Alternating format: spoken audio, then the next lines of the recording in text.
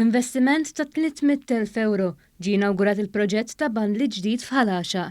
Dan huwa wieħed mill-akbar proġetti infrastrutturali li saru fis-snin riċenti f'Ħal Għaxaq. Is-Sindku ta' din il-lokalità Darren Abela għal il-bandli kienet ħolma tal-Għaxqin u issa saret realtà. Dan huwa il-proġett huwa l-bandli quddiem l-iskola primarja ta' Ħal Għaxaq, ġifier prattikament da jintuża mit-tfal kuljum.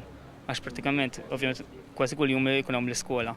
U dal-proġett ħaj jkun gwadannu kollha xi press li qiegħed fiċ-Ċentru ta' Ħal Għaxaq u qiegħed f'żona fejn hemm il-pix tal-boċċi u għandna area wkoll pjazza Santu Rokku li l-qudiem ukoll għandna proġett sabiħ għalih. Fl-aħħar mill-aħħar kulħadd jista' jiġi sakemm l-irġiel jistgħu jaraw il-pix tal-boċċi, tfal jistgħu jiġu hawn bil-ġenituri. Il-proġett li ġie inawgurat jagħmel parti minn proġett akbar ta' pix tal-boċċi li jinsab fi pjazza Santu Rokku u jinkludi latrini pubbliċi, kamra tal-għodda għall-ħaddiema u ġibja kbira għall-ilma. Il-proġett se jkun magħmar ukoll b'kameras tas-sigurtà.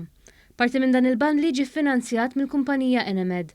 Parti mill-proġett tagħha sabiex tagħti żoni miftuħa għall-pubbliku.